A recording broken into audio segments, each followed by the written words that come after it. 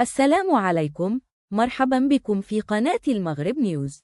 اليوم نعرض عليكم خبرا عاجلا من مدينة العطاوية بإقليم قلعة السراجنة، حيث وقعت جريمة قتل مروعة في الساعات الأولى من صباح اليوم.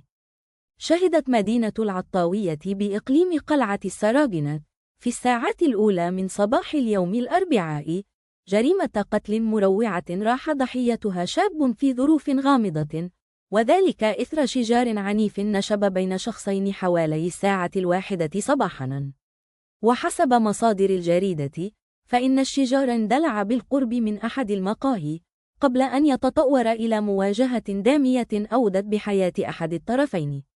وفور إشعارها، حلت عناصر الشرطة القضائية والسلطات المحلية بمسرح الجريمة، حيث باشرت إجراءات المعاينة وجمع المعطيات الأولية ومراجعة تسجيلات كاميرات المراقبة الخاصة بالمقهى الذي شهد بداية النزاع. وتمكنت المصالح الأمنية من توقيف المشتبه به الرئيسي في القضية، فيما تتواصل الأبحاث لتوقيف فتاة كانت برفقة المعنيين بالشجار بعد تحديد هويتها ومكان سكنها.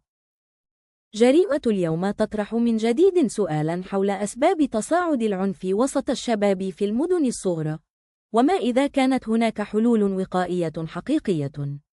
تابعونا لمزيد من التفاصيل والتحديثات حالما تتوفر معلومات رسمية جديدة.